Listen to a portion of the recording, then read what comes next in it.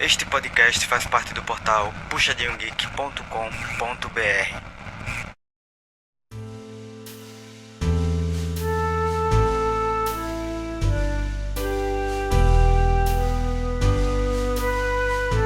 Bom dia, boa tarde, boa noite a todos, todas e todos que estão ouvindo mais um episódio do Puxando da Estante, o clube do livro do portal Puxadinho Geek. Eu sou o Robi Teles e hoje vamos na nossa End of Season ou Beginning of a New Season, que é nosso cast de transição de uma temporada para outra, justamente para debater temas sobre mercado literário, o mercado da cultura pop, né, em geral, para debater um pouco mais sobre o livro além do livro, né? Ou a literatura além da literatura. Então, ano passado a gente já fez sobre a questão do preço dos livros, né?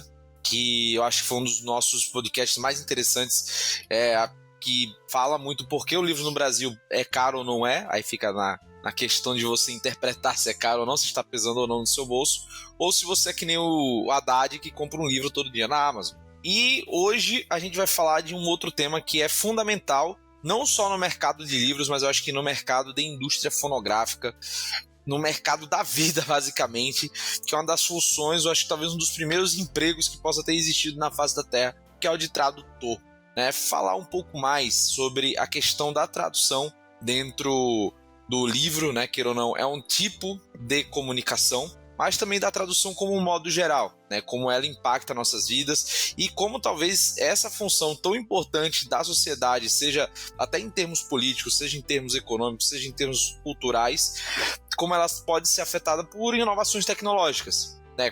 Por novas ferramentas que podem facilitar até o trabalho de quem não é profissional, mas ao mesmo tempo sem diminuir também a importância da pessoa que está ali trabalhando.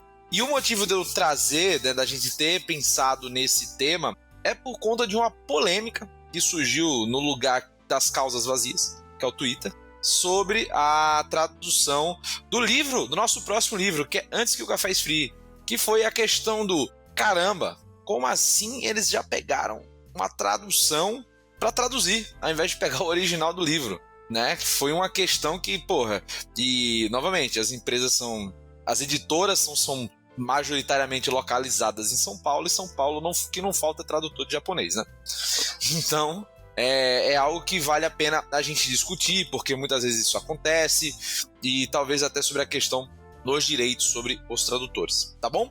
Para iniciar, eu quero agradecer justamente a presença aqui que nós temos hoje da nossa mesa completa. Rudá, que está se mudando para o 15º estado na nação que ele já morou, né? O Nômade, Mamar, que hoje não está pescando, e Ive e Jéssica, que são justamente as nossas maiores participantes aqui. Ive, que é a maior participante, e Jéssica, que é a nossa maior entregadora de jogos do Sedex. Beleza? Galerinha, eu sei que quem não vai gostar desse nosso podcast é a Nintendo, né, que ela não traduz nada para o português, mas eu quero falar com Jéssica, você que cursou letras, cara, que você que já teve contato com mais pessoas nesse nível de justamente com pessoas que já podem ter trabalhado no mercado, e você também já teve muito contato com o mercado editorial. Como você diria que hoje é mais ou menos o mercado para tradução? Se até, por exemplo, essa questão dos streamings trouxe um maior contato com a galera com essa questão, se editoras também trabalham nesse tipo de mercado de vídeo, como que é? Então, o mercado tem espaço para quem é bom, sempre tem espaço para quem é bom, coisas novas continuam saindo, mas continua sendo uma questão difícil se colocar no mercado, porque você precisa ter cara de pau, as editoras não têm dinheiro para gastar com erro, então eles preferem, é lógico, continuar em quem eles conhecem. Então, uma grande parte dos jobs que aparecem mesmo são por indicação. Então, é bom que você faça uma rede de contatos. Se você conhecer alguém bom, quando essa pessoa tiver sem tempo para pegar um job novo e precisar indicar alguém, se ela confiar no seu trabalho, ela pode te indicar. Então, ainda tem espaço, mas entrar ainda é difícil, porque depende de várias variáveis e outras pessoas e, como falei, cara de pau. É isso. Em todas as áreas da tradução. Cara, você me falando, me parece um pouco até uma coisa meio de cenário artístico. Tipo assim, você tem que trampar, às vezes até de graça, pra criar um portfólio, pra criar um nome, pra depois talvez conseguir uma oportunidade paga, né? É mais ou menos assim? É algo comum nesse tipo de trabalho? Tem gente que consegue. Eu não sei, francamente, como as pessoas conseguem dinheiro em site de freela de tradução. Tenho amigos que já conseguiram, mas nunca foi muito a minha. Então, basicamente, eu tô fazendo faculdade voltada para tradução, tô fazendo cursos e conhecendo pessoas e participando de eventos, e parece que eu nunca me sinto pronta, sabe? Porque outras pessoas conseguiram e eu não consigo. Então, existe essa trava para muita gente. E, enfim, não sei se é igual ao mercado artístico, mas tem questões parecidas. Eu acho que o principal é que a maioria das pessoas, pelo menos na tradução escrita, sabe? Que é mais a minha área, tipo localização de jogo e tabuleiro, tradução de livro, até, sei lá, internet. As pessoas não têm dinheiro pra gastar com erro. Então, é muito mais difícil nessa situação eles apostarem em alguém novo, que eles nunca trabalharam antes, correndo o risco de ter que pagar para refazer, ou correndo o risco de ter um atraso com o qual eles precisam arcar. Então, eu acho que fica complicado se inserir por aí, mas oportunidade tem. Então, o que eu achei interessante, né, nessa história é que é uma coisa que não é só do mercado de livros, mercado artístico. Eu acho que hoje em dia a gente consegue ver isso em qualquer mercado. Principalmente para quem trabalha hoje com marketing, principalmente marketing digital, a gente fala muito sobre vendas e justamente desse requisito principal que é ter cara de pau. É você se oferecer para as pessoas e profissionalmente, claro, enfim, vocês entenderam. Mas você mostrar que você tem um trabalho ali, que você é um profissional qualificado para atender aquela demanda. E às vezes existe também essa questão da retração no mercado justamente por ter esse medo. Eu acredito também que no mercado artístico isso é muito difícil porque as pessoas estão muito atreladas à inspiração, a coisas que não necessariamente têm processos definidos, mas que estão muito ligadas ao artístico, né? Então a gente meio que dissocia o artístico da venda. Então, se você é um artista, às vezes você não quer, por exemplo, tentar vender o seu serviço. Você quer que as pessoas consumam e se sintam bem, mas você não necessariamente tem esse impulso, né? Não, perfeito. Mas, cara, eu acho que também, além disso, da questão do portfólio, para você criar nome, né? E criar também o famoso QI. Cara, é importante a gente também pensar na questão da importância da tradução para aproximar linguagens diferentes e culturas diferentes. Talvez essa seja uma das principais funções que ela tenha, né? Eu quero, por exemplo, Rudá, uma das importâncias, se você já teve isso, se você já teve esse tipo de experiência, de que a tradução, você pegar algo, seja tipo uma série, uma legenda, por exemplo, te facilitou a aprender um idioma, por exemplo, que é algo mais simples, né? Ou alguma parte também, alguma música, esse algo mais, vamos dizer assim, mais inicial, né? Esse contato para trazer essas duas comunicações de duas línguas diferentes. O que me ajudou, assim, né? Eu falo português e enrolo no inglês, eu falo um pouco. O que me ajudou muito foram mais os games, assim, quando eu era um pouco mais novo. Por exemplo, o Pokémon me ajudou muito, que é aquela linguagem bem simplificada, que não existe uma dificuldade muito grande para você avançar ali. Mas eu acho que das questões de mídia, assim, eu acho que é mais jogo e só. Acho que só jogo. E filme também, né? Você tá ali, primeiro você começa com a legenda em português, depois você começa a prestar atenção no que eles estão falando, não só na legenda, depois você coloca uma legenda em inglês e tenta acompanhar. E eu acho que mais essas duas. Eu confesso que na parte aí de tradução de livro eu sou bem... sem nada, confesso pra você. Eu tô mais aqui pra aprender. E Mamá, você que gosta muito de fantasia, né? Você já pegou algum livro, por exemplo, que você já viu traduzido e mudou pra tentar ver como é que seria em inglês, algum tipo dessa questão. Talvez até porque, cara, eu acho que é um dos estilos literários mais difíceis de você traduzir, né? Eu trago, porra, até a questão do Harry Potter, cara.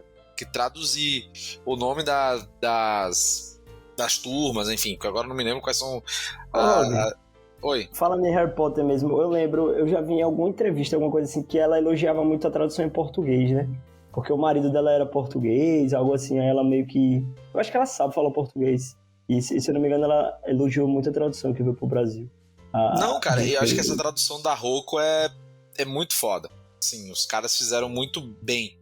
Ao ponto em que, cara, você não consegue diferenciar, tipo assim, você é estranho, acho que pra muitas pessoas, quando você vê o original em inglês, você não consegue fazer a concatenação das coisas, entendeu?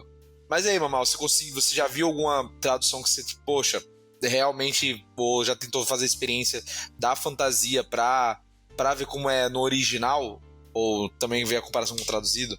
Não, inclusive, porque eu morro de medo por não entender nada. Porque eu já li livro em inglês pra testar meu inglês, mas assim, livro normal, né? Um romance sem nada demais. Mas eu nunca me atrevi a fazer isso na fantasia, justamente por ter coisas que são muito difíceis, são termos novos. Então, eu imaginei, né? Porque não tem como saber, já que eu nunca peguei o livro, mas que eu ia ficar lá sem entender nada, ou grande parte. Porque se já é difícil você compreender o mundo em português, em uma literatura dessas, imagine em inglês. Aí eu acho que, não sei se meu inglês é suficiente pra isso. Não, mas eu acho que isso é importante, cara, até pra valorizar mais o trabalho, tipo, ainda mais, né? De quem faz tradução de fantasia também, não só tradução de fantasia, acho que tradução em geral, mas de traduzir, porra, coisa que nem existe no nosso mundo, velho, né? No mundo imaginário. Isso é que eu acho que é um puta desafio. Especialmente, desculpa te cortar, mas especialmente quando a gente tá falando de um negócio que é fantasia e infantil. Porque o Harry Potter eu acho que é um exemplo brilhante por causa disso. Porque livro infantil, ele precisa tá muito bem feito. Porque quem vai ler tá meio que num período... Lógico, qualquer pessoa pode ler, mas o público-alvo principal tá meio que numa fase de formação. Então ele precisa não ter aquela imersão quebrada. Ele precisa estar redondo. Precisa estar o mais localizado possível. E aí eu lembro que na época no Orkut, no famigerado Orkut, tinha comunidades e comunidades reclamando da tradução de livros como Harry Potter, livros da Meg Cabot e coisa assim. E eu, caras, não é porque eles traduziram um nome que você tem que achar ruim. Esse livro é pra criança, pré-adolescente ler. Eles não... Tipo o nome da Wandinha, sabe? Sim, aquela polêmica total. do nome da Wandinha. Ai, eu quero assistir a série Wednesday. Ah, Wednesday Addams, vem aqui, por favor. Quarta-feirinha. Não dá, tem que traduzir. Não, e isso, pô, me lembra também o Red Guy, né, que é o diabão do A Vaca e o Frango, que o nome que deram é Boom de Fora. Pô, genial. Eu nunca serei uma tradutora tão boa quanto a pessoa que deu o nome de Boom de Fora. Boom de Sério, Fora, cara. nunca. Ou Irmãos à Obra. Irmãos à Obra. É perfeito. Cara, então, velho, tem essas sacadas que são na localização que são geniais, cara. E pra mim, tipo, o Harry Potter, ele acerta em duas coisas, né? Acho que esse ponto que você falou de, pô, adaptar a linguagem pra quem é da idade, adaptar ao local e você criar um sentido novo pra aquelas palavras. E acho que talvez o terceiro também, esse ponto é o ritmo, velho. O tradutor, ele tem que ter também, principalmente de livro, ele tem que fazer a linguagem ser boa do livro. Porque, cara, uma tradução pode matar o ritmo de um livro. Pode, assim, tornar um livro que é muito simples em algo muito complexo, ou muito duro, ou muito parado. E, mano, eu já peguei isso, posso falar isso na época da faculdade. Tinha livro que, cara, especialmente livro acadêmico, era muito melhor ler no original em inglês ou no original em espanhol do que pegar a tradução brasileira, velho. Porque o tradutor, que geralmente era um professor, queria parecer mais inteligente que o próprio autor. Ou mais rebuscado que o próprio autor. Então, cara, usava uma palavra tão difícil em português que, mano, vou ver isso aqui em inglês. Porra, muito mais fácil. Porra. Então isso E acontece. advogado, tradutora. É quase. Cientista política, primo. Tá próximo. E aí era foda, velho. Então, esse povo gosta tipo... de se exibir. Esse povo gosta. Oi? Esse povo gosta de se exibir. Ah, não, gosta. Pô, ainda mais professor. Porra, que foda mesmo. Advogado também. É, advogado também. E, velho, e aí eu acho que esse o papel da tradução também faz com que a obra seja mais acessível, mas também pode estragar uma obra, né? Por ou distorcer um conteúdo, né? Que ela pode ser grossamente distorcida, um conteúdo pode ser grossamente, cara, modificado, ou ela pode até melhorar uma obra. Tem muita tradução que salva. E eu acho que aí tem uma polêmica que foi recentemente, não sei se vocês viram no mangá, do Chainsaw Man. Que os caras conseguiram, meu amigo, assim, pegar... Obviamente eram traduções feitas pelos fãs, né? Pelos fãs do mangá aqui no Brasil, a galera fazia e tal. Só que, velho, os caras botavam, velho, piada nazista, velho, no meio do negócio. E aí começou a ter, tipo assim, a galera achar que era um mangá com nazista, tipo, ou piadas antissemitas. Só que não. O mangá tem uma pegada completamente diferente, completamente avessa a isso. E, velho, e aí gerou toda essa polêmica, porque não era uma tradução oficial, era uma tradução de fandom, eram os caras que viviam no Reddit falando merda. Então, tipo, veja como isso acabou mudando um contexto, tipo, um contexto totalmente de uma obra que faz crítica social tal, e acabou trazendo um aspecto nazista, né, velho? Entra duas coisas aí pra mim. A primeira é, toda tradução é primeiro uma leitura. Isso. Não tem como. Se a sua leitura for diferente da minha, você vai fazer uma tradução assim, tem um abismo de diferença uma pra outra.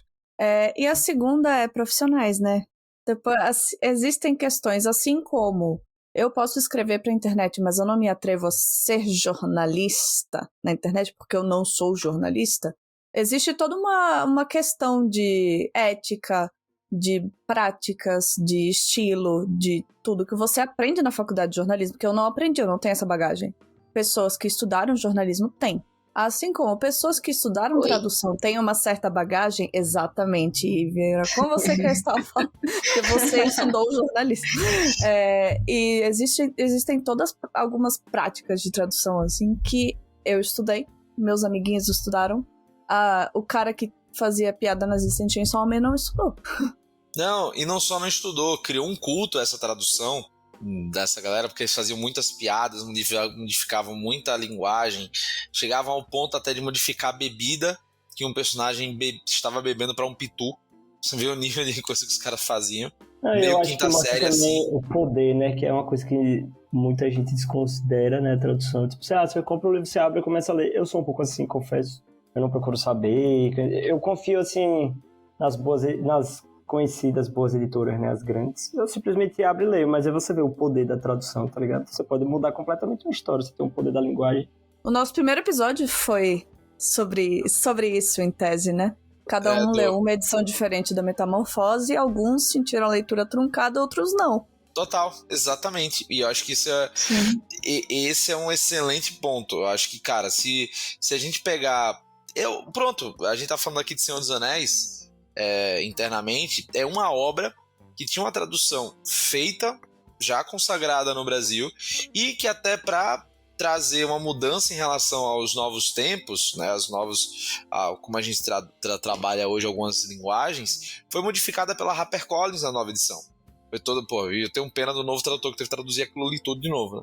Mas que houve mudanças, assim, tipo, por exemplo, como se fala os anãos, não anões, enfim, por uma questão até capacitista, poderia ser capacitista. E também a questão de, por exemplo, não falar mais de Torre Negra ou Lado Negro, ou essas coisas assim, usar Sombrio, né? Por exemplo, esse tipo de mudanças novas que aconteceram nesse novo momento de tradução. Que reflete também o mundo em que nós vivemos, as evoluções que nós passamos, né? E isso não altera a obra. Na verdade, a torna mais interessante. Porque muitas das palavras que eram utilizadas em inglês não necessariamente tinham sentido no português literal do que estava ali, e não poderiam gerar aquela conotação. Agora, você pode modificar isso para outros sinônimos, para outras questões, para outras traduções, na vasta língua que ainda bem o português permite, que não tem uma conotação, que não permitam levar a conotações racistas ou capacitistas ou mais problemáticas, né? Então acho que essa é até uma parte boa da questão da linguagem que a tradução que ela pode ser modificada a partir do tempo e se adequar a partir do seu tempo, né? Então é algo que o elemento humano na tradução e na localização torna tão importante pra gente assimilar esses pontos, entendeu?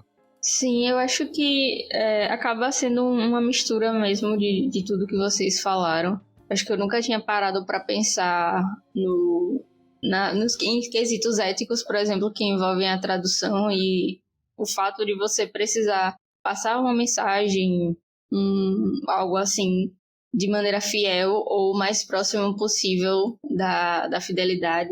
Eu acho que um dos maiores exemplos polêmicos de tradução aí da história vai ser a Bíblia. Essa é foda. Então, são questões muito delicadas que a gente pode abordar. E também tem essa questão que Mamá falou de talvez você não entender ali, numa coisa que não é sua língua nativa, aquelas sacadinhas que tem, sabe? Aquelas coisinhas, uns pulinhos do gato. São as sutilezas, e aí, às né? vezes, a gente fica mesmo com esse receio de ler.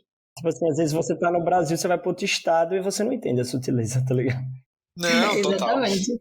Inclusive, um tradutor muito bom é o tradutor que consegue passar isso para a linguagem que ele tá traduzindo, né? Tipo, não vai ser uma piada igual, mas se ele consegue colocar ali o sentido da coisa, o espírito da piadinha, da sutileza, esse é um tradutor muito bom, porque é muito difícil você conseguir isso. Nossa, às vezes é impossível. E por isso eu digo que a tradução de Yu Yu Hakusho da dublagem brasileira é foda. Não, os tradutores pra dublagem são gênios. Os tradutores pra dublagem são gênios. Eu amo eles. Mas, eles são cara, gênios. essa do Yu Yu Hakusho, velho, é foda. Porque eles mudam totalmente as frases, tipo assim, só pra adaptar pro Brasil. Então, tipo, tem frase tipo do balacobaco, agora eu vou pra galera. Tipo, termos que, cara, obviamente são ultra cariocas, né? Porque foi gravado no Rio de Janeiro, né? Tipo, fala de Bebeto e Romário, tipo, na dublagem, tá ligado?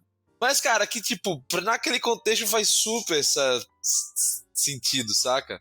E é isso, Ivi, como é que traduz balacobaco do japonês, tá ligado? Então, tipo... Não, e eu fico viajando também, assim, tipo, o brasileiro, né, na verdade, a América Latina, os continentes subdesenvolvidos, nós estamos acostumados a receber o material europeu e americano em diversas mídias. Há muita coisa que a gente não vive aqui, a gente sabe por conta de livro, tá? Agora eu fico pensando assim, sei lá, um livro de Jorge Amado que foi pra Rússia, tá ligado? Irmão, como é que ele pega um livro de Jorge Amado, mostrando a Bahia, raiz, tá ligado? Não, Monteiro Lobato, cara, também foi pra... Monteiro Lobato tinha na União Soviética, por exemplo, se tem ideia. Gente, a tradutora do Sol na Cabeça. A tradutora do Sol na Cabeça, ela precisou ser gênia. Imagina isso, velho. Não, como é que explica, tá ligado? Porque é isso, tipo, não é que a nossa cultura é mais... não, é porque a gente tá acostumado. Tipo, a gente vê filme em Nova York, Londres, todas essas cidades, né? Europeias e principalmente dos Estados Unidos. Agora imagine eles, pra eles entenderem o que é que passa aqui de fato, tá ligado? Tem uma coisa. Tem que viajar, velho, na moral. Total. Em obra audiovisual isso deve ser muito estranho. Que é uma coisa que eu lembro de... Teve uma matéria de cultura italiana, eu acho, que eu fiz na faculdade, que era cultura geral e aí um tiquinho de cultura italiana. E eu lembro de algum dado, eu não lembro qual era o nome do dado, tipo, o nome certo do dado, mas era alguma coisa assim, que o português brasileiro era um dos idiomas mais difíceis de aprender sem a vivência. Eu não sei explicar, mas é porque o português brasileiro que tá na gramática e o que você ouve no dia a dia parece dois idiomas diferentes. Então, beleza, num livro até vai. Agora, se for um livro com muita oralidade, já começa a ficar mais complicado. Se for um livro com muito regionalismo, começa a ficar mais complicado. E se for uma obra audiovisual que tem essas coisas, a pessoa sofre, a pessoa pena. Eu não consigo imaginar uma coisa em português padrão, né, seguindo bem certinho as normas, sem Inclusive o português de entrar muito em Portugal, né? gírias. Ah, horrível o português de Portugal, ninguém gosta. Mas Que é isso. Inclusive, eu tenho uma ideia que eu acho que a gente devia mudar o nome do nosso português para brasileiro e se desvincular, porque o português, a língua portuguesa, só tem relevância no mundo por causa do Brasil, porque Portugal é desse tamanho. Calma, E a gente ainda vai pra lá, eles ainda tem tratam a gente Moçambique, mal. tem Guiné-Bissau. Eles... Tem muitos países africanos Não, mas também, viu? relevante... Vamos com calma, vamos Não, com não, mas calma. relevante A para gente não consultou o perante IBGE ao pra poder mundo, fazer esse porque, por podcast. Não, mas a gente, todas as línguas são importantes, mas eu tô falando assim, relevante perante ao mundo, por exemplo. Você vai lá na Suécia, na Croácia, eles falam servo-croata, mas aí você quer comparar com a China. A China é muito mais relevante do que a Croácia e a Sérvia. E o Brasil, Porra, como parabéns, falante Rodolfo. de Você tá português... conseguindo xingar todo mundo. O mal do flamenguista é esse, velho. É irritar geral, porra. É a soberba. Seu mal é a para soberba. contexto, nossos ouvintes, Rudá está com uma camisa do Flamengo. E meu ataque não é as nações africanas, são os europeus que acham que são superiores. A gente vai pra lá e eles ficam, ai, brasileiro. O português só é relevante por causa do Brasil. Portugal é uma vírgula no mundo, não vale nada. E a sua maior paixão é Jorge Jesus, porra, seu hipócrita. Você não deixa Quero que Jorge Jesus se lasque e me dê mais Libertadores. Gente. É isso aí. Saindo do lance clubístico. Não, que peraí, eu vou acabou de fazer uma rolar. interrupção. E a nossa língua deveria se chamar Abate o brasileiro, eurocentrismo. não português. Eu quero que o português se arrombe. Só isso que e minha irmã está morando lá e meu irmão está indo também. Só isso que eu tenho pra dizer. Olha, um amigo meu foi agredido em Portugal, passou, Não, é teve bizarro. até matéria na televisão, então assim, eu não estou muito feliz com Portugal no momento também. Continue, mamá. É Foi brasileiro que aquele eu falo. senhorzinho, o Fernando tava falando sobre isso comigo hoje, que um senhorzinho puxou um canivete, foi isso? Ô, porra. Não, ele e o namorado foram agredidos numa boate, numa balada. Ah, tá, então não foi não. Foi da briga. Ok. A minha interrupção pra ser feita era, puxando o gancho que Jéssica falou do sol na cabeça. Gente, metade do livro é o diálogo. É tipo, a oralidade. Assim, parte, pra você entender a obra, uma parte muito relevante é isso. Então, nossa, a tradução desse livro deve ter sido particularmente, assim, uma coisa pra ser feita. Tenho vontade de ler, eu tenho muita curiosidade pra saber como ficou, como que as pessoas lá fora estão conhecendo isso, sabe? E tipo assim, no final das contas, a essência ali, eles nunca vão entender. Tem que viver. Nunca. Não, porque a gente também não vai pegar o essência de muita coisa. Exatamente. Tipo, Sim. você tem que viver. Tipo, a literatura tem esse poder que é incrível, que eu acho que é, inclusive, que mantém todos apaixonados, né? Que é você poder viver diversas experiências no sofá, na rede. Só que algumas coisas não adianta, você tem que viver. Essa coisa mais sensível, assim, não tem jeito. É que nem Bacurau. Pra você entender, você tem que ser nordestino. Exatamente. Por isso que os paulistas não gostam. Pronto, falei. E agora, ó, eu quero dizer uma coisa, viu? Eu sou anti essa onda agora nova, anti-Bacurau. Vão tomar no cu vocês que estão querendo deslegitimar o filme agora. Viu, seus hipsters do caralho. Mas voltando. Mas não era os hipsters que gostavam, aí agora, eita, plot twist do caralho. Velho, tô fazendo a onda anti-Bacurau, pô. Agora. Porque eu nunca fui Bacurau o melhor filme do planeta. Eu reconheço massa, mas... Agora já estão assim, Bacurau é o pior filme do planeta, pô. Os hipsters de... Mas peraí, explica aí, porque eu tô por fora. Não, os ouvintes querem saber, pô. Os ouvintes querem saber de Bacurau. Não, também. Não, mas fala aí. Não, velho, no Twitter, pô. A bolha cinematográfica já tá assim, pode dizer, agora, passados, sei lá, 3 anos, já pode dizer que Bacurau é um filme ruim ou ainda é um surto coletivo da galera? Entendi. E a galera tá dizendo, que é um filme que foi super valorizado, que a galera exagerou. Será que o filme é bom ou é porque você é nordestino e se sentiu representado aí nessa cidade? Não, pô, porque o filme é bom pra caralho, velho. Não tem essa não, pô, porque o filme é bom pra caralho. Entendi. Mas representação conta, viu? Eu entrei na sala de cinema crente que eu ia odiar, porque eu não gosto de... Assim, essas coisas de hype eu não gosto muito.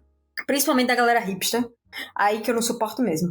Mas eu entrei na sala do cinema e, gente, eu saí maravilhada.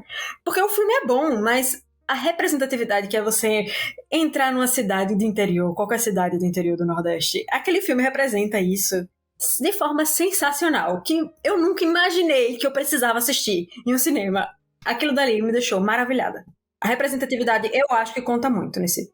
Isso que Mama falou da cidade, por exemplo, eu acho que todo mundo aqui, a gente sempre viveu na capital, que tem mais estrutura e tal, só que todo mundo, eu acho, já foi numa cidadezinha do interior e falou, meu irmão, é assim mesmo. Tipo, a gente já passou a gente tem uma avó, uma bisavó, você fala, é isso mesmo, tem cidade que é aquilo ali, tá ligado? É uma igreja, todas as estradas, tudo de barro e várias casinhas coloridas, é isso aqui mesmo. E outra coisa, sei lá, Sergipe é o menor estado do país. Tem essa questãozinha, né? Sergipe é o menor estado do país. A gente vê coisas que remetam a Sergipe ou que sejam de Sergipe frequentemente na mídia? Não. Só quando acontece uma Nordeste em desgraça. geral... Nordeste em geral até vai. Mas eu não consigo explicar pra vocês como foi ouvir, sei lá, teve Sergipano no Limite, meu amigo. Mas vamos desconsiderar Lucas porque ele é meu amigo. Vamos passar pro sergipano que eu não conheço, que foi Ricardo Alface. Você ouvir um sotaque sergipano no programa, no reality de maior audiência do país, você ouvir um sotaque sergipano ali, na sua TV, todos os dias. Você fica, caramba, velho, eu tô em casa, sabe? Ele falar um vu, ele falar aquele pô do jeito que a gente fala, não sei o que lá, pô. Você fica, meu Deus do céu, eu ficava gritando internamente, meu Deus do céu, parece meus amigos, eu tô me vendo. E é uma coisa, tipo, um Big Brother. Uma coisa que é bem característica daqui e que a galera fica bem bugada é quando a gente fala aquele bom e velho, diga. Diga aí. E a pessoa não sabe o que dizer. O quê, vá? Dizer o quê? O paulista nunca entende, velho. Quando eu era mais novo, isso aí era Aracaju. Tipo, no tempo lá, na previsão do tempo eu ficava feliz. Meu Deus, Aracaju apareceu lá na Globo. Pra todo mundo ver. Não, e tem umas paradas que dão muita raiva. Assim, diga aí, caralho, Aracaju. E tipo assim, velho, eu tava voltando de Curitiba agora, né? E meu voo foi direto para Aracaju. Velho, é muito frustrante. Pô, você entra no avião, aí tá lá, pô, Latam, uma empresa aérea que voa pra todas as capitais do país, botar Aracaju com assento. É revoltante, velho. Tá ligado? Puta que pariu, não saber português também. Tipo, tá, meu Deus. Mas ninguém sabe que não se acentua a letra U da sílaba tônica da oxítona. Ninguém sabe. Porque a sensação que dá tipo, velho, se você entrar no Google, você pode, sei lá, você pode morar em Nova York. Tá, velho, tem acento no cu? Não, então não tem acento na Aracaju, porra, é fácil. Tranquilo. Esse ódio, velho. Mas é isso. Outra coisa agora, voltando pro tema, porra. Vocês estão aí muito... Eu tô revoltado com... Revoltados. Tô revoltado. A questão é, meu amigo, Jéssica falou aí, porra, a galera quer... tradutores mais de confiança pra fazer, porque não é barato, porque... Meu irmão, tradução é caro pra caralho. Se quer um negócio bom, é caro. E dá pena dos coitados iniciantes que fazem de graça pra ganhar portfólio. Mas diga aí, Rudá. Posso falar mais uma coisa? Isso aqui, na verdade, é mais uma pergunta, Gilberto. Não sei se você vai saber responder. Mas eu já ouvi dizer que esses livros mais hot, que tem muito no Kindle lá, tudo, que as traduções deles são meio... fuleiras, assim, que tipo, a galera fala que tem umas paradas que é absurdo. Isso é real. Eu nunca li, então eu tô sendo sincero. Eu nunca li também, então não tenho não muito seja como por saber. isso. Não, mas às vezes não só fui eu que ouvi, às vezes é um boato que rola, Mas então, o livro de Kindle Unlimited tem uma coisa, o livro de Kindle Unlimited, ele é independente. Então, o próprio autor coloca. Se o autor é um autor gringo que quer vender o livro em português, ele mete o Google Translate e deixa lá. Foda-se, Ele não tá nem aí, ele não sabe nem por onde começar a procurar um editor em português. Ele vai botar Google Translate, isso são ideias da minha cabeça, viu? Com base na qualidade das coisas que vi por aí. Mas é muito provável que ele simplesmente faça isso. Com base tirei do cu com acento. Exatamente. O com acento deu um toque especial. Mas, por exemplo, eu vou falar de uma coisa agora muito, muito recente, que está acontecendo agora. Existe uma editora de RPGs, que não vou nomear para não parecer que estou atacando a editora diretamente, mas existe uma editora de RPGs que, cansada, suponho eu, de receber e-mail de leitor, de fã, de jogador, falando, cara, teu manual tá cheio de erro, decidiu incentivar as pessoas que compram os livros de RPG a revisarem o manual antes da publicação, de graça.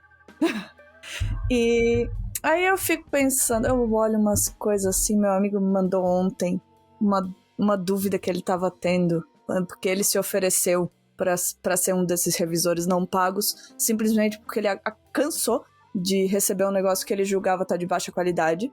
Aí ele me mandou uns negócios, aí a gente fez assim, cara, será que os caras não simplesmente botam isso no Google Translate e terceirizam a edição de tradução de máquina? Tá de graça, né, velho? Para fã, porque simplesmente eles querem economizar.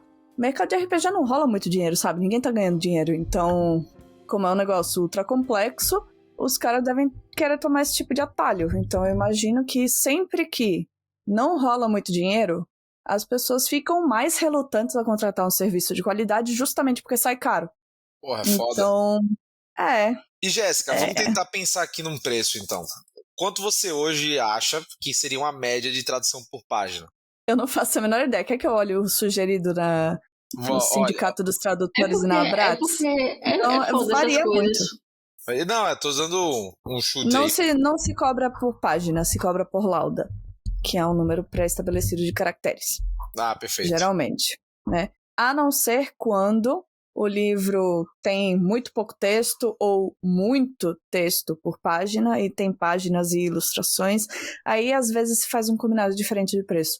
Mas eu não sei orçar esse tipo de coisa, e porque eu nunca fiz. Isso deve ser assim um mercadão mesmo, mas deve ter deve existir aqueles tradutores meio, tipo, respeitados que podem ver eu o que peguei quer aqui e quem quiser de não faz. velho, tradução de baseada, tá ligado? Tipo assim, como é que é o nome? Saldão da tradução, tá ligado? Tipo, o lugar. Velho, valor de, tipo assim, 50 conto por lauda. Vamos supor que seja esse o preço, que muito provavelmente não seja, tá? O Sintra recomenda, mas o Sintra recomenda por aí. Mas nem sempre as pessoas conseguem seguir a tabela do Sintra. Eu lembro de ver várias discussões sobre isso. Cara, se a gente levar 50 conto uma página, por lauda, né? Deixa eu pegar aqui calculadora. Deixa eu pegar aqui. 50 reais vezes 250, velho, pra um livrozinho básico é 12.500 na tradução mais ou menos, tá? Isso, uma tradução, sem contar a revisão. Você tem noção, Gilberto, de quanto tempo demora? É porque também isso é muito subjetivo, né? Então, depende do prazo, geralmente. Você tradutor. Precisa, porque a grande questão da tradução é que ela não é um processo mecânico, sabe? Você pode usar, existem editoras e outros clientes que não gostam de Cat Tools, que são as ferramentas de auxílio à tradução, né? Então, elas não gostam, então você não pode usar em tese. Mas mesmo o Google Tradutor? Mas melhorzinho? Não, o Google Tradutor é tradução automática, eles chamam de Machine Translation. A Cat Tool, ela é um software que separa separa o que você está traduzindo em segmentos mais curtos, coloca lado a lado o original e o traduzido, e tem uma memória própria que você pode incrementar com glossários individuais, por exemplo, para garantir a consistência e garantir que você vai economizar um esforço quando, por exemplo, tem duas frases iguais no material que você está traduzindo. Ele já detecta isso e coloca a frase igual. Isso é para consistência, isso é muito bom para consistência. Não, mas é porque tem editora que não gosta disso. É pra dificultar. Tem editora que não gosta disso porque perde o fator humano. Não sei, sabe? Existe gente que acha que isso corrompe a tradução. Agora, provavelmente, essas editoras pagam mais, né? Também devem pagar mais, né? Eu tô pagando pra você, então você não vai fazer a sua máquina fazer o trabalho. É uma coisa assim, sabe? Mas mesmo com Cat Tools e coisas assim, existe um misto de um trabalho criativo com um quebra-cabeça fazer tradução. Então, especialmente literária. Você só vai ter aquela sacada para aquela piadinha que o autor fez, sei lá, daqui a uma semana no banho. E se você tiver um prazo muito apertado, você não vai conseguir fazer o negócio da qualidade que merece. Então, eu não sei como funcionam os prazos, eu sei que não leva uma semana para fazer esse trabalho de R$12.000, sabe? Eu diria que isso leva uns 3 meses, por então, aí. Eu ia falar, pô, R$12.000 pro trabalho, se a pessoa faz isso em pouco tempo... São editoras que gostam de trabalho artesanal, né? E foda que tipo, você não tá ganhando ali só pra fazer aquele trabalho, você tá ganhando por por toda a bagagem que você já tem ali de entender, de estudo, até de uso de ferramenta também para otimizar seu trabalho e tudo. E aprender a usar Cat Tool, assim, não é básico, não. Algumas delas são fáceis, outras você tem que fazer curso. Você tem que pagar o curso, tem que pagar a licença. E não é assim, trivial. É uma coisa que você investe seu tempo, seu dinheiro, enfim, para se aperfeiçoar, para entregar um trabalho mais consistente e para tornar a sua vida mais confortável também. Uma ferramenta de trabalho. Mas será que não tem esse gap aí entre a tradução ser muito cara e às vezes a editora não ter condição de pagar e o valor, e as pessoas que não têm trabalho ainda porque é um mercado muito fechado, de se encontrar aí nesse meio termo, tipo baratear o trabalho e aí pessoas conseguirem, tradutores iniciantes? Geralmente acontece isso de... Por exemplo, a própria polêmica que Rob levantou que inspirou esse tema, eu suponho que tenha surgido daí. Sabe? Antes que o Café Esfrie é um livro japonês. Existe muito tradutor de japonês, mas existe mais ainda tradutor de inglês. Logicamente, a tradução do inglês é mais barata. Se eles não tinham, a editora Valentina não tinha recurso para pagar a tradução de qualidade mais recomendável do japonês, existe uma tradução já feita em inglês, eles podem pegar um tradutor de uma língua mais acessível e fazer essa retradução. Retradução? Não sei se chama retradução mesmo. É a tradução da tradução. Ela mesma. Basicamente. E assim, existe comprometimento de qualidade, não tem como. Porque você já perde uma, aí você perde de novo. Aí... Eu acredito que o trabalho possa ter ficado muito bom. Muita gente está elogiando o livro em português, então isso significa que o produto final ficou bom. Mas, uma coisa que o tradutor do japonês para o inglês reclama muito, acho que é Jeff o nome dele, ele reclama que o inglês não tem recursos para lidar com a quantidade de sujeitos ocultos em livros japoneses. O português tem. Então, esse é um elemento que a gente perde. Sabe? Foi... Enfim. E saber de como seria essa leitura do original só especulando, porque não tem como. Não tem esse acesso, entendeu? Eu imagino Exatamente. como é que fica depois a confusão gramatical disso. Porque, velho, é muita coisa, assim. Muito pormenor. Principalmente no português. Eu acho que é complicado traduzir para o português, mas eu acredito que pode ser ainda mais complicado traduzir do português para outras línguas. Porque a gente tem muitos detalhes, muitos recursos que simplesmente não existem em outras línguas. E que aí, a gente saiba. Então, é porque isso pode rolar isso em outras línguas. É porque a gente tem muita referência do inglês, né? Por exemplo, eu imagine coreano, imagine, sei lá, entendeu? Complicado. Não, o coreano tem uma Eu não sei nada de coreano, não sei nada. Eu sei um pouquinho, bem pouquinho. Deve manjar. Mas uma distinção já que eu vi em coreano, que dá pra fazer pro português, mas não dá pra fazer pro inglês, por exemplo, é que existem dois... Existe o isto, isso e aquilo. E aí eu comecei a estudar do coreano do inglês, e aí os livros em inglês faziam todo um malabarismo pra explicar quando é que era g e quando é que era, acho que outra é jo, ou não. Enfim. Quando é que você usa um, quando é que você usa outro. Aí eu lendo, eu fiz, esse e aquele. Porque a gente tem recurso pra lidar com essa distinção, o inglês não tem. Não, isso é excelente, velho. E eu acho que esse também é uma das coisas foda de você, justamente voltando ao tema do antes que o café esfrie, essa distinção, né? Que você perde na tradução, traduzindo de algo que já foi traduzido.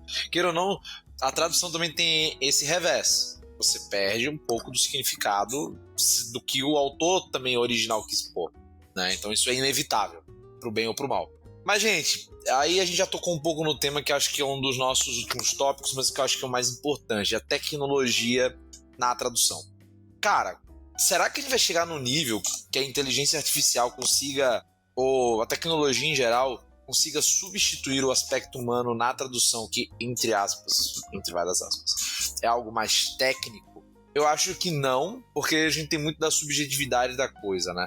Não é só você literalmente pegar um dicionário e, porra, tá aqui o negócio. Não é isso. por mais que a tecnologia hoje já esteja, porra, num nível tão bom que, cara, você pega uma página do Google e tudo que você traduz do inglês para o português ou do português para o inglês, em geral inglês, porque é onde eles se baseiam mais, mas quando você traduz, cara, é muito bom. Não é perfeito, claro que não é perfeito, mas já é muito acessível, já permite muita coisa. Eu não sei se é spoiler aqui, todo mundo assistiu Succession ou tem intenção de assistir? Eu não assisti, mas quero assistir, porque vocês não param de me mandar assistir. Tá ligado aquela cena lá? Sim, absurdo. Aquela cena absurda, mas é muito possível, porque é uma cena em que um personagem utiliza um tradutor de voz pra trazer pra descobrir o que outras pessoas estão falando em outra língua. E, cara, mas isso é do negócio, mas, cara, eu vejo muita gente que vai viajar fora do país, especialmente país em que usa e fala, vai usando. Galera, tem aquela que você bota a câmera pra ver e ele já dá uma tradução, tipo, razoável. Isso eu uso muito. Eu acho que chegar num ponto de uma tradução meia boca rola, mas essas sutilezas que a gente tava falando, que justamente é o que compõe uma boa tradução, não vai conseguir pegar. Né? Exato. Isso é papo em grupo de tradutor com uma certa frequência. E sempre é com humor, sabe? É sempre, olha galera, a IA vai tomar nosso emprego, hein, kkk. E aí é alguma expressão completamente tenebrosa de traduzir e a tradução automática embaixo, sem pegar a sutileza. Então, especialmente na língua portuguesa brasileira, né, Rudá? Brasileiro, eu não falo português, eu falo brasileiro. Especialmente na língua brasileira, como diz Rudá, não tem como. Eu acho assim, eu também tô com vocês, eu acho difícil, mas, meu irmão, eu não duvido de mais nada. Eu não duvido de mais nada, sério. Não, velho, mas eu fico com receio, assim, velho. Por mais que, tá, beleza, não é perfeito, tudo, funciona, mas eu acho que são tecnologias, pô, a gente pode considerar isso novo, sabe? São coisas novas, velho. Por exemplo, o ChatGPT é uma parada nova. E já faz algumas coisas que você fica meio assustado. Então, ao longo do tempo, eu não sei como é que isso vai se dar. Porque, por exemplo, eu posso estar falando uma barbaridade aqui, viu? Todo mundo aí que tá ouvindo, vocês colegas, eu posso estar falando uma barbaridade, mas eu já ouvi dizer muito que o grande problema da inteligência artificial é que ela fica muito especializada em uma coisa, né? Que é o que diferencia do ser humano, por exemplo. Eu não sei nada de engenharia, mas se eu começar a estudar hoje, eu posso me tornar um engenheiro. E a inteligência artificial ela é muito focada em uma coisa. E aí a gente não sabe. Pô, imagine, cria um tradutor, inteligência artificial que consegue traduzir livros escritos em Sergipe, em português, mas localizado em Sergipe e consegue levar isso, por sei lá, pro Japão. Entendeu? Então a gente não tem como saber. Tipo... uma coisa meu ponto. Eu não, sim, é uma coisa que eu penso... Uma coisa que eu penso é mais a gente usar a IA a nosso favor e não deixar ela tomar conta da parte criativa. Por exemplo, na própria tradução é o que eu falei das Cat Tools. As Cat Tools, elas não são nada mais do que a parte mecânica do trabalho, a ferramenta antecipa para você ter mais tempo, mais liberdade, mais recursos para trabalhar na parte criativa, que precisa do elemento humano. Então, nesse ponto, a tecnologia é nossa aliada. Sim. Agora, se começarem a inventar de querer, sei lá, tomar a parte criativa, como estão querendo fazer agora, aí começa a ficar meio complicado, né? Aí com certeza vai haver comprometimento, mas eu não acho que ameaça a nossa profissão. Pelo menos não no futuro próximo. Espero que essa minha angústia... Porque eu consigo imaginar, falando como leiga aqui, porque eu não entendo nem de tecnologia e nem de tradução, então vou fazer essa parte do... Mas o que a minha imaginação me leva a crer é que pode chegar a fazer uma tradução meio grosseira e aí precise do humano pra refinar. Pra refinar. Tipo o ChatGPT, né? É isso, uma coisa mais basicona e aí o humano vem pra... O quê? Pra acelerar o trabalho, né? Sim, tem amigos meus que fazem isso um pouco. Eu acho que chama edição de tradução de máquina. Edição de Machine Translation. É uma coisa assim. MT Editing. E alguns amigos fazem, mas é uma área que muita gente não gosta, justamente porque a parte de traduzir a gente não tá fazendo. Tá corrigindo uma máquina. Uma máquina, exato. E a gente tá falando aqui do mercado que já é complicado, independente de qualquer coisa, né? Que é o literário. Que, por exemplo, eu consigo fazer um paralelo quanto aos dubladores, por exemplo. Só que, velho, o mercado de filmes é bilionário, sabe? A galera tem grana. Agora você pega essas editoras no Brasil quase tudo fechando. A própria editora, que é quem contrata, já tá mal das pernas, tá ligado? A tendência é realmente... Agora, acabou de me ocorrer. Será barato. que isso não poderia ser usado a favor do mercado literário?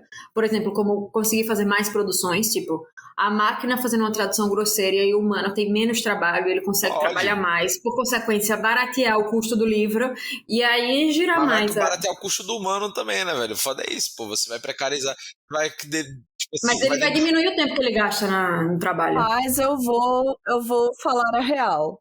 Eu vou falar a real pra vocês. Olha a real. Editar coisa mal feita dá mais trabalho do que fazer. Olha, Então... o shade aí, hein? Ia falar justamente sobre isso. Mas porque- é verdade, a gente lidou bastante com isso em vários aspectos da vida, né? Por isso que você acha que é shade. Mas editar coisa mal feita é muito mais difícil do que você chegar lá e fazer do zero. Então, pra que eu vou receber menos pra botar um negócio numa tradução de máquina insuficiente e ter que fazer trabalho dobrado pra fazer esse negócio ficar bom? Não vale a pena. Não vale a pena pra ninguém. Mas eu Não, mas aí presumindo que a tradução do... da máquina seja mal feita, né? Aqui a gente tá partindo do pressuposto que ainda não existe de uma edição relativamente bem feita. Eu estou dizendo, velho. Se tiver uma relativamente bem feita, mas que, tipo, precise só de poucos ajustes... Eu entendo o que a Mama quis falar, porque o mercado literário brasileiro é complicado. Eles, assim, são empresários que estão sempre no fim querendo ganhar dinheiro, fato. Mas você sente a dificuldade, assim. Eles têm essa briga por baratear porque tá ficando muito complicado, né? Tá ficando muito complicado. Mas tá ficando complicado por causa do custo do papel. Tá ficando complicado por causa do custo dos direitos autorais, porque o dólar tá em R$5, porque o papel aumentou de preço astronomicamente, porque O a brasileiro parte também, gráfica custa. o brasileiro também gosta de edições mais caras. Exato, aquilo que a gente já falou, né? Daquela outra vez. Isso carece, não tem muito o que fazer. Enquanto a gente for apegado a livro de papel em capa dura, com papel pólen, né? Naquela gramatura ideal, diagramação perfeita, tradução de qualidade, edição, revisão e fitilho e pintura trilateral, meus queridos. Aquele verniz localizado. Assim, além do trabalho técnico e editorial, você tem um trabalho gráfico que é caro. E você quer livro importado, você quer papel caro, você quer, assim, firulas na edição. É lógico que livro assim vai ser caro, a não ser que seja da intrínseca. Não, e é foda porque você entra naquela, né? Você investe no material e você não investe nas pessoas, né? É complicado. Isso Você é bota foda. dinheiro, tipo, a galera fica sem grana, mas o papel é bom, a edição é boa. Não, vou parar de pagar tradutor porque o livro tá caro, mas o papel é o seu maior custo. A Mas o conta cara não tá fechando. mas tá brilhando. Na verdade, o que Mas aí resolveria tem um mesmo problema. era a população ler, né? Porque aí ia ter mercado consumidor também e tem aí... isso. Aí Seria você foi cirúrgica. Seria um campo maior, É né? aquele famoso, aquela resposta das redações que do Enem, que toda a resposta era, sei lá, conscientizar a população. É basicamente a resposta que a população lê. O problema é que não vai acontecer, pelo Mas, menos... mãe, eu não sei o que escrever se cair. Você mete essa aí que vai dar certo. Dica diz que é pra conscientizar que cola. Então, exato. É uma coisa com o jogo. É a mesma coisa com o jogo, gente. Eu tô metida com o jogo também, e o jogo também sofre dessa mesma coisa. Eu tô metida com o jogo, tá no poker, tá no cassino, é a Blaze, Jogo de tá jogando tabuleiro, Blaze, tá jogando criaturas. Blaze. Mas o jogo é a mesma coisa, porque você tá importando um jogo que é de um designer alemão, você vai pagar o direito autoral pra ele em euro. Você tem os componentes, você vai mandar fazer eles da China, ou você vai importar eles da Europa. Você tem as cartas e o tabuleiro e a caixa Que é o você tradutor também, né? manual? Sim. Primeiro, material traduzido? Sim. Mas o que eu vou dizer é custo gráfico. Custo gráfico imenso. E não é qualquer gráfica. Porque o jogador de jogo tabuleiro é chato. A gente é chato, a gente é insuportável. A gente sabe quando o papel não é telado. Ele é um coucher com acabamento ruim. E a gente reclama. Tem aquela balança de precisão, você fica ali só. É horrível. Mas é horrível. o público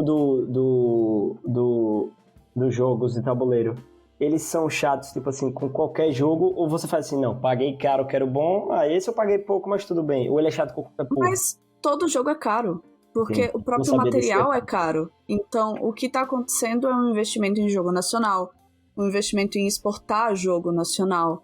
E um investimento, isso parte mais de algumas editoras do que outras, porque depende muito do foco de cada uma.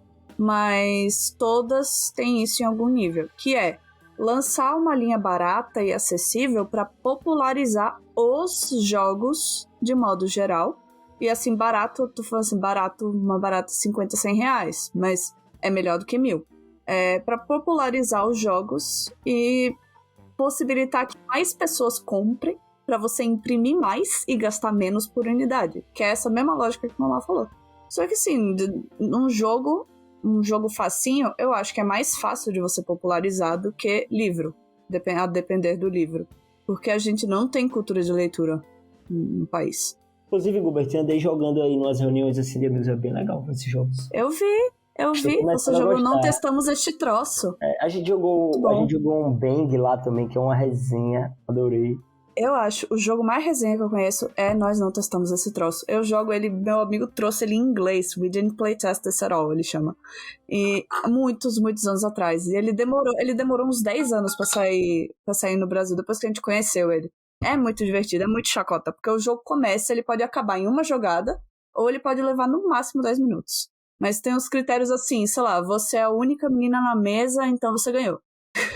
E tudo depende das cartas que cada um tirar. Tem uma carta, Ivy, que você vai amar. Eu amo essa carta. É uma Você carta mata o que você coleguinha e não é preso. tem que elogiar a fonte Comic Sans em voz Meu alta. Deus. Depois de toda a jogada, como Sans é do caralho, eu lembro disso. Eu preciso, vou colocar na minha lista. Até esses jogos assim, tipo, porque na prática esse jogo é um baralho, né? É um baralho. É muito caro, quanto custa, tipo. Esse eu acho que é uns 90, por aí. Entendi. E assim, ó, a baratinho. carta branca. Só que esse jogo, eu achei que ele teve um trabalho de tradução muito, muito da hora. Ele ficou altamente localizado em português. Tem referência a muito bom. Chaves, tem referência a A Dilma. culpa é do PT. Tem várias coisas. Ô, assim, Jéssica, mas eu acho que essa popularização já tá acontecendo, porque hoje, antigamente, quando eu era criança, eu não tinha a menor ideia que existia jogo pra adulto. Jogo era coisa de criança. E hoje em dia, além de saber que isso existe, cada vez mais você conhece pessoas que jogam ou têm jogos. Então, Jogo de tá tabuleiro acontecendo esse movimento. É que o movimento da criação desses jogos começou desses jogos, foi ótimo. Desses jogos, começou assim nos anos 90. Então, o Catan é de 95. Aí você tem umas coisas interessantes surgindo no começo dos anos 2000. Munchkin, Ticket to Ride, coisas assim, começo dos anos 2000. Só que foi começar a chegar no Brasil no começo dos anos 2010. Que foi mais ou menos quando eu e meus amigos começamos a jogar. Mas a pandemia deu um crescimento absurdo no setor. Porque as pessoas começaram a ficar dentro de casa e começaram a perceber que não gostavam tanto assim de War. E começaram a encontrar outras opções. Não, e as pessoas Existem perceberam jogos que elas de não tabuleiro ficavam além de dentro War. de casa. E que ficar dentro de casa às vezes é muito chato, tá ligado? Elas precisavam se distrair dentro de casa. Tirar a tela de criança, tirar a tela de adulto mesmo. Que a gente não War- aguenta mais olhar pra uma tela o dia inteiro. Eu concordo, Gilbert, que os jogos são legais, mas o War é legal sim. É muito chato War. Meu Deus do céu. Nós não testamos esse troço pra várias versões, né? Eu só joguei o originalzão, que é o que eu tenho. Mas tem Outro uns... que eu joguei, Gilbert, foi um que são várias cartas, eu esqueci o nome agora. E você joga... Não, deixa eu terminar de explicar. Eu nem terminei de explicar. E você joga... Gente, acabei de pesquisar isso na Amazon, tem um picante. Tem um hot, né? Tudo tem hot. Eu abri aqui. Todo Gente, eu mercado tô um tem a pouco versão chocada. hot. Sim, o Gilbert, Em tem o que choque. você joga a carta e você pode imaginar qualquer coisa, porque são várias ilustrações belíssimas aí. É com D, eu acho. Dixit. Esse é legal. Esse é Dixit, esse mesmo é muito bom. Esse é legal. Esse aí foi um dos que mais furou a bolha, assim. Irmão, é uma brisa a parada, velho. Aquele ali é outro pra muito fazer um bom. brainstorm, velho. É pra fazer um brainstorm. Eu gosto muito. Quer dizer, agora eu enjoei um pouco, porque são 10 anos jogando Dixit direto. Você já deve saber, já deve ter umas manhinhas, né, não? Não é nem ter a manha. Quando você tem a manha, ele fica chato. Porque a graça é justamente a imaginação, a referência. É você Começando tentar abstrair um conceito. que algumas pessoas vão adivinhar e outras não. Não é ele ser óbvio, porque quando ele fica manjado, ele fica chato. A graça dele é botar você pra viajar. Por isso que eu queria mais expansões dele. Mas as expansões, assim, é um produto de R$100 que hoje custa 200. É surreal o tanto que o jogo aumentou de preço. Não, esse Justamente. jogo eu acho que ele é ótimo pra jogar o dos outros, né? Porque pra você comprar uma hora fica manjado as cartas. E aí? Se você joga sempre com as mesmas pessoas, ele acaba ficando manjado. Não tem como. E tem um que vai lançar, gente, que é o Dixit da Disney.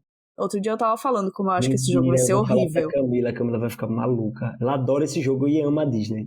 Então, mas eu acho que vai ser horrível. Eu acho que vai ser horrível. Justamente porque todas as cartas vão ser manjadas. Cada carta é inspirada em um filme. Então não, você que graça que tem! Aí você não vai conseguir dar uma dica que não seja óbvia. E as Eu quero ver como foi o playtest disso. Acho que vai ser engraçado. Eu quero ver as críticas quando ele sair. Porque como é que você faz um balanceamento no negócio que o próprio conceito do jogo é não ser óbvio e aí todas as cartas são óbvias? Eu não consegui captar ainda como ele vai ser. Mas, vamos ver, né?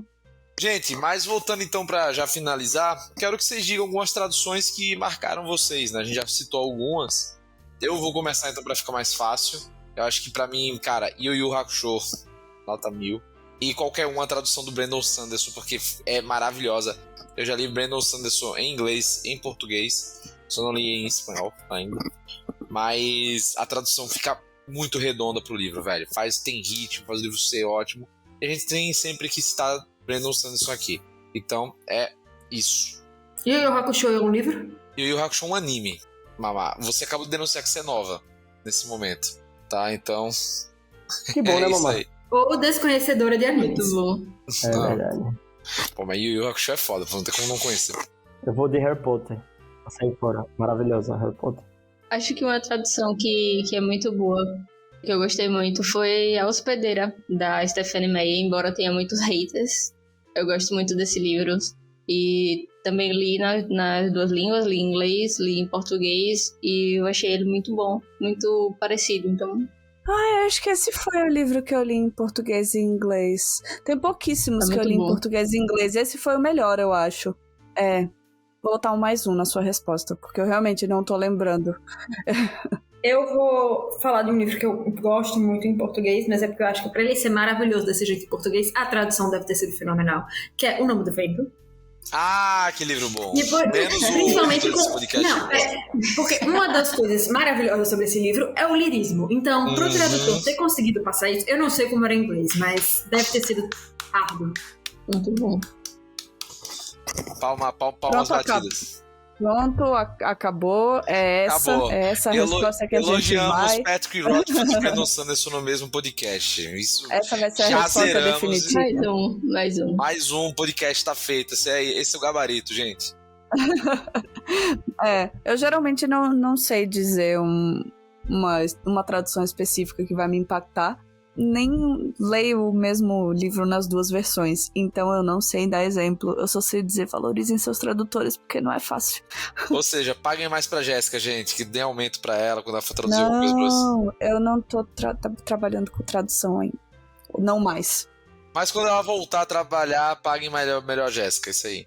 Gilbert, quando forem te oferecer aumento, diga sempre sim, que negócio de não. Sim. É que quem me dá aumento ou não ouve podcast em português. Mas joga pro universo que volta. Joga pro universo que volta. Jogue pro universo que volta, sempre excelente. Diga bem assim, eu já recebi meu aumento. Vai ser efetivado segunda-feira. Próximo podcast sobre coaching. Próximo podcast Alô, Ivana. Lei do retorno. Traduzindo o segredo. Esse é o próximo podcast. Galera, novamente, muito obrigado a todo mundo que tá aqui. Eu quero agradecer novamente a todo mundo que ouviu.